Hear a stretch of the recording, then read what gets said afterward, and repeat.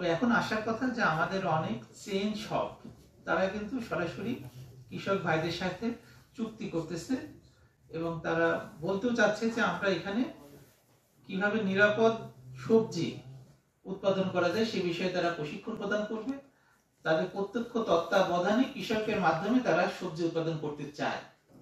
সেই কারণে কিন্তু বাইরের দেশে এগুলি যেতে পারছে, সুযোগ পেয়ে গেছে। আমরা যদি আম জনতার জন্য, আমরা যারা সাধারণ ভোক্তা আছে তাদের জন্য যদি আমরা এইভাবে করতে পারি তাহলে নিশ্চয়ই আমরা নিরাপদ থাকতে পারবো। আমাদের আজকের এই উদ্যোগে আপনারা সবাই এসেছেন, মূল্যবান মতামত দিয়েছেন এবং আমাদের কাছে যে কিছু লিফলেট যেগুলি বিতরণ করা হয়েছে সত্যিকার অর্থে এগুলি খুবই কার্যকর হবে। আমাদের সম্মানিত অতিরিক্ত প্রিন্সিপাল মহোদয় যেমনটি বলেছেন, আমিও নিজেই স্টাডি করলাম, এগুলি যদি আমরা আমাদের বাচ্চাদেরকে পড়তে দিই তাহলে নিশ্চয়ই তারা নিজ থেকে সচেতন হবে, আমাদেরকেও সচেতন করবে।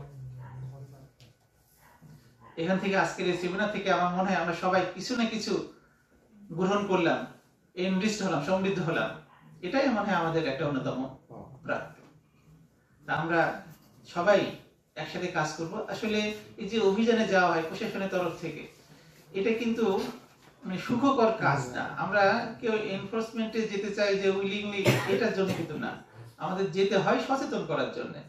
সচেতন করতে যে যখন দেখা যায় অসঙ্গতি বা চরম অসঙ্গতি, তখন আসলে আমাদের এনফোর্সমেন্টে যেতেই হয়।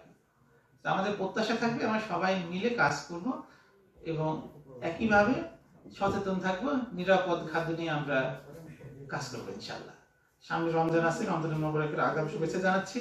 আমরা প্রত্যাশা করবো যে এই রমজানেও যেন আমরা নিরাপদ খাদ্য আমাদের রোজাদার ভাই সহ অন্যদেরকে উপহার দিতে পারি।